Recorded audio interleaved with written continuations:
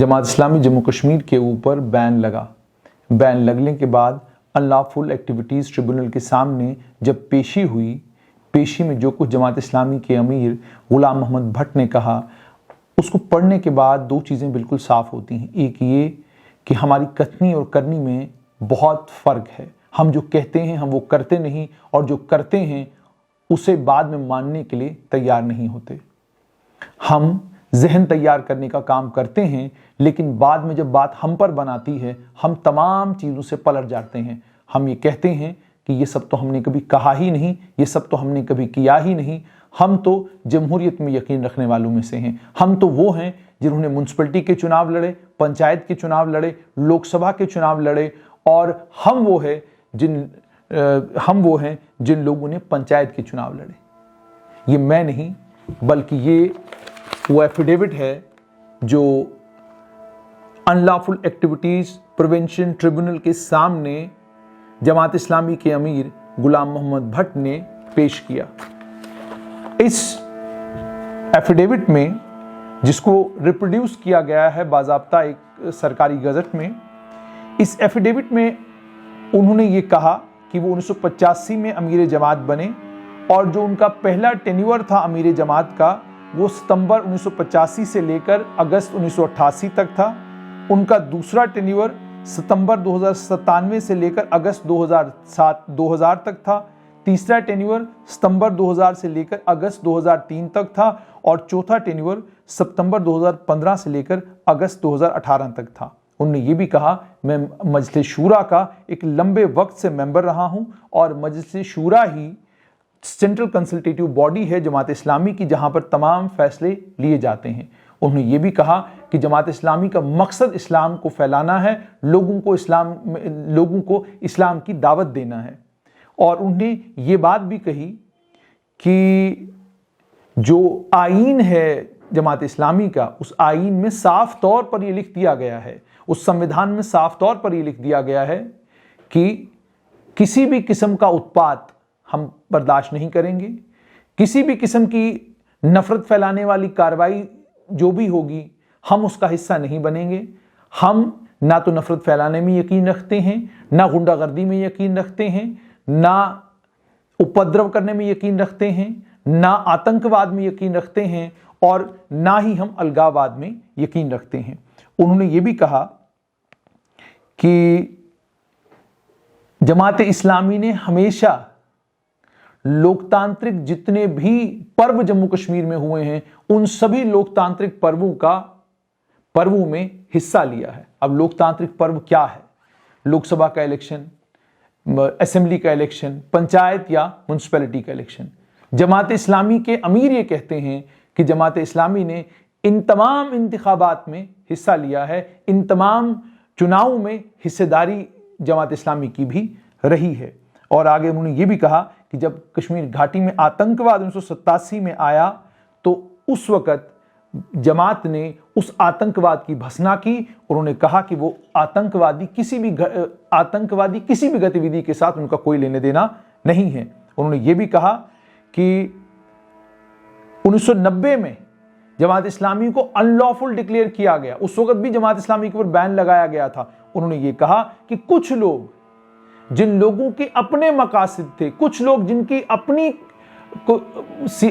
कुछ मजबूरियां हैं, उन्होंने अपनी उन मजबूरियों के चलते जमात इस्लामी के नाम का इस्तेमाल किया जमात इस्लामी को बदनाम करने के लिए और जमात इस्लामी को आतंकवाद से जोड़ने के लिए। मैं बिल्कुल वो लफ्ज़ अंग्रेजी के पढ़ना चाहूँगा ताकि कोई ये न कहे कि ये बात मैं कह रहा हूँ, ये खुद जमात इस्लामी के अमीर गुलाम मोहम्मद भट्ट ने कही है। ध्यान से सुनिएगा। He has further stated that in 2002, the association undertook a complete overhaul of its membership to weed out हो गया बाहर का रास्ता दिखाना। weed out का मतलब ये हो गया, आप जानते हैं weed किसे कहते हैं?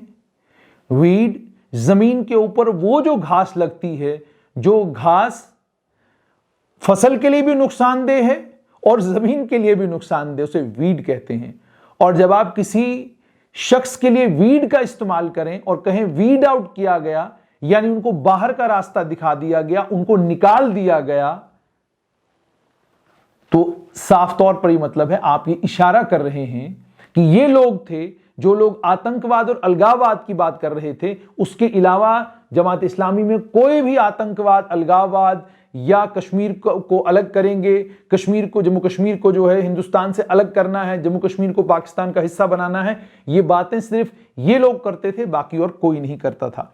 तो उन्होंने कहा कि जो लोग एक्सट्रीमिज्म यानी शिद्दत पसंदी की बात करते हैं, अंडरग्राउंड या अनकॉन्स्टिट्यूशनल मींस असंवैधानिक तरीके, जब असंवैधानिक तरीके तो संवैधानिक कौन से? वो तरीके जिन तरीकों की इजाजत भारत का संविधान देता है।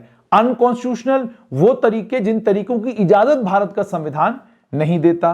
And that mister Syed Ali Shah Geelani and mister Ashraf Sehrai, यहां पे नाम नहीं लिखा तो मैं नाम लिखा है मिस्टर सहराई, लेकिन मैं पूरा पढ़ देता हूं। Mister Ashraf Sehrai ceases to be a member of the association after 2004। 2004 के बाद वो जमात इस्लामी के साथ जुड़े हुए नहीं थे। और उसके बाद यह भी कहा कि जमात इस्लामी के कैडर ने कभी भी किसी भी किस्म की कोई इलीगल एक्टिविटी, आगजनी की कोई एक्टिविटी, पत्थरबाजी की कोई वारदात या सरकारी इमलाक को नुकसान पहुंचाना या प्राइवेट इमलाक को नुकसान पहुंचाना, इस तरह की किसी भी वारदात में जमात इस्लामी का के कैडर, इस तरह की किसी भी वारदात के साथ जमात इस्लामी के कैडर का कोई लेना देना नहीं है।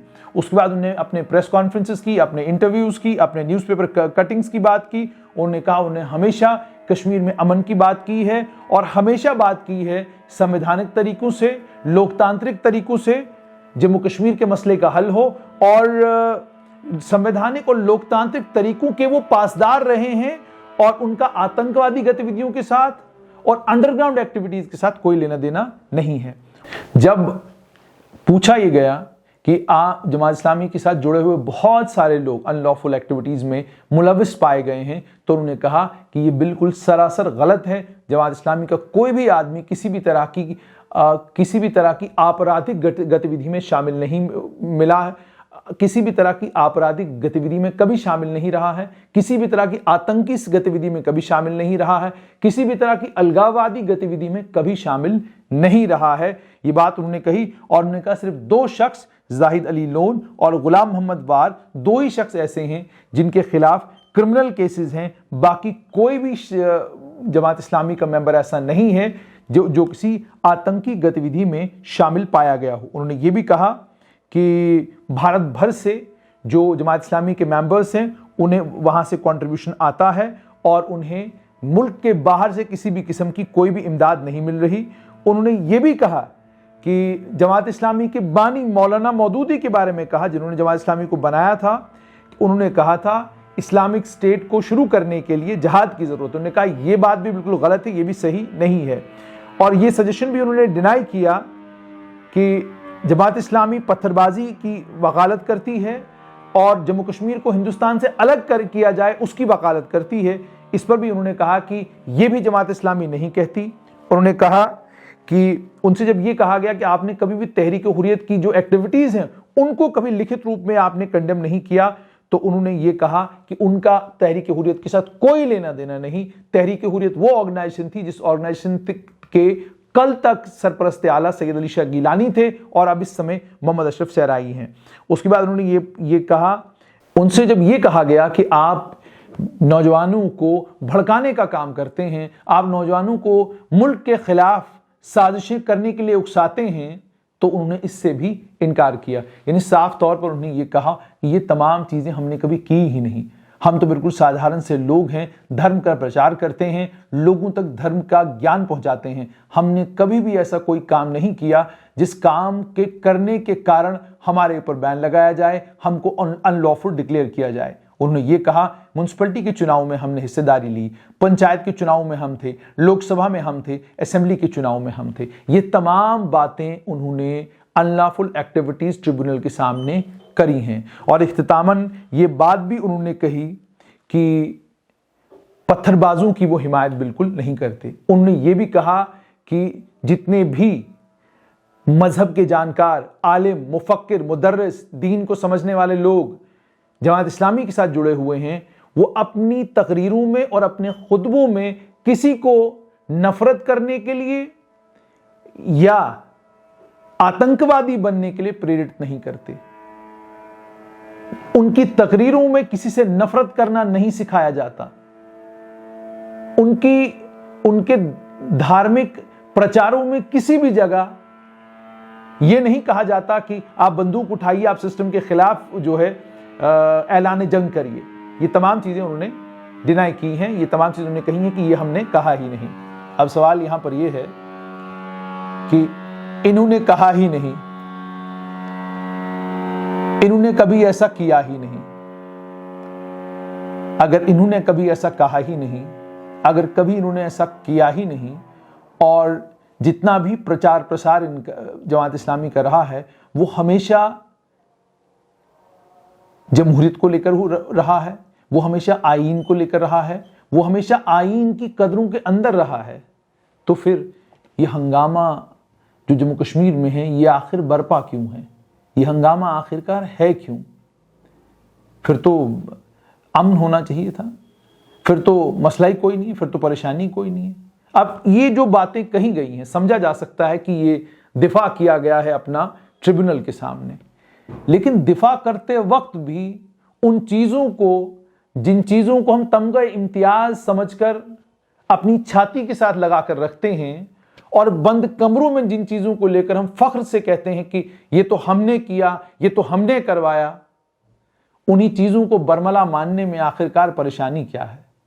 जिस लिटरेचर को बच्चों को पढ़ा पढ़ा कर, घोल घोल कर, पिला पिला कर यह कहा जाता है कि आपको इनकलाब लाना है, आप इनकलाब नहीं लाएंगे तो इनकलाब आएगा नहीं, वो लिटरेचर क्या खुद आप नहीं पढ़ते? और किस लिटरेचर में आपको अपनी ही बात से पलटना सिखाया गया है? जो आपने किया उसको मानने की ताकत और उसको मानने की हिम्मत भी तो होनी चाहिए ना। और अगर आप इसको बंद कमरों में ट्रिब्यूनलों के सामने ये कहते हैं ये गलत है, तो दिन के उजाले में भी जम्मू कश्मीर के नौजवानों को कहिए ना ये गलत है। दिन के उजाले में भी कहिए ना कि जो ख्वाब सुबह से लेकर शाम तक उस गरीब बूढ़े किसान के बेटे को दिखाया गया, वो ख्वाब शर्मिंदा ताबीर नहीं हो सकता। वो उस मास्टर की वो औलादें, जिन औलादों की उस मास्टर की वो औलादें जिनकी जान पिछले 10 सालों में चली गई, उस मास्टर को भी जाकर समझाइए, उसको बताइए कि बंद कमरों में हम कुछ और कहते हैं और कमरों के बाहर निकलकर हम कुछ और कहते हैं। जो कानून किसी और के लिए हम चाहते हैं वो कानून हम पर भी लागू होता है। अफसोस ये कि जब भी कश्मीर की बात होती है, जम्मू कश्मीर की बात होती है और जम्मू कश्मीर के नौजवानों की बात होती है, वो जो सच है वो जब सुनाया जाता है वो कोई सुनना ही नहीं चाहता। हर आदमी चाहता है कि मेरे कान में वो बात पड़े जिस बात को सुनने के बाद मेरे कान को मजा आए। हर आदमी चाहता है कि वही बात की जाए जो बात मुझे अच्छी लगे। मैं अक्सर और बेशतर जब कोई बात आपके साथ करता हूं, उसके बाद वीडियो के नीचे जो कमेंट सेक्शन होती है, जब उसको पढ़ता हूं तो बड़ी हैरत होती है। हैरत इस बात पे होती है कि आप नाराज सच सुनकर होते हैं या आपको अब सच बर्दाश्त करना आ ही नहीं रहा, या आप चाहते हैं कि हम भी आते रहें और आपको वही गाना सुनाते रहें जिस गाने के बोलों में सच्चाई का एक भी बोल नहीं।